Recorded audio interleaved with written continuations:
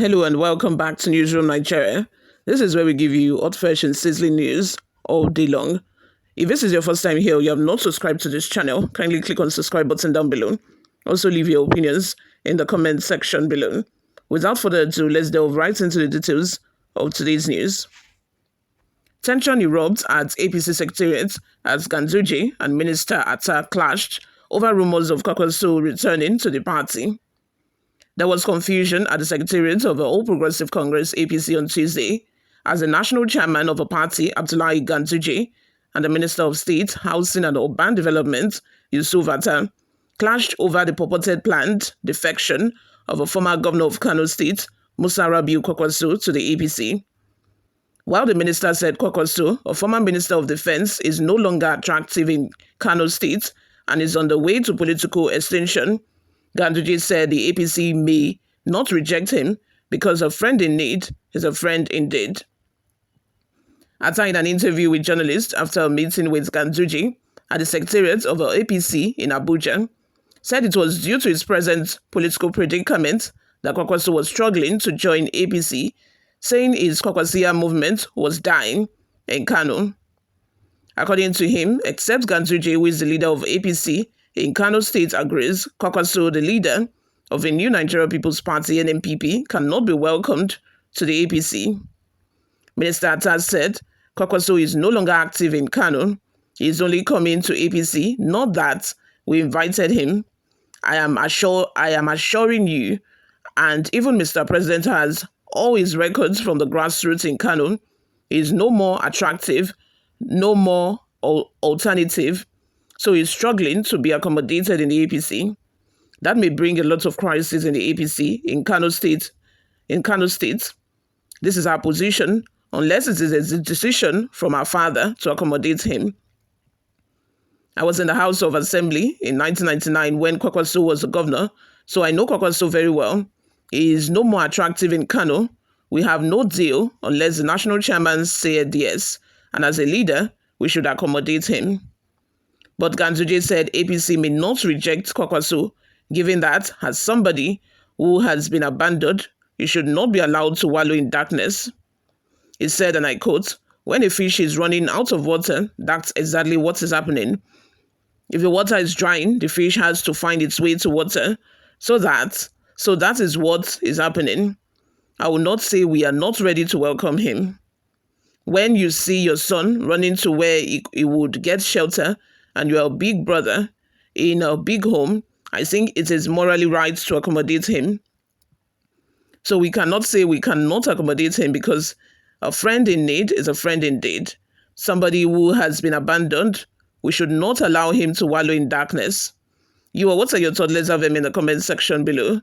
Subscribe to this channel, guys, if you have not already done that. But before we go, let's take a look at some of the reactions we got online. Top Mark says, but he's more popular to bigots in politics in northern Nigeria. Paul Yerima says, let me tell you that Kwankwaso has killed himself politically in Kano State. He should not be taking people for granted. He is always jumping from one party to another. People are not stupid to be following him. That is why I said that his followers are illiterate. If not, nobody will agree with him anymore. Abdulrazak Tunji Adetiran says, so Kwankwaso political situation has now degenerated to this stage. It's very difficult for me to believe this. Kena Rabiu Musa Kwankwaso, yes, Sangma Abon Tusayi. That's another. If you understand that, please translate in the comments section. Sani Shehu says rubbish and fake news, deceptive propaganda just to demean Dr. Rabiu Musa Kwankwaso personality. APC can never defeat NNPP in Kano State. We all know about the internal squabbles that have been happening within NNPP in Kano State. NNPP has, suspended Rabiu Kwankwaso from the NNPP party. They said he's no longer their member. And for now, I think he's just wallowing in darkness. He does not belong anywhere, which is why he's trying to join the APC.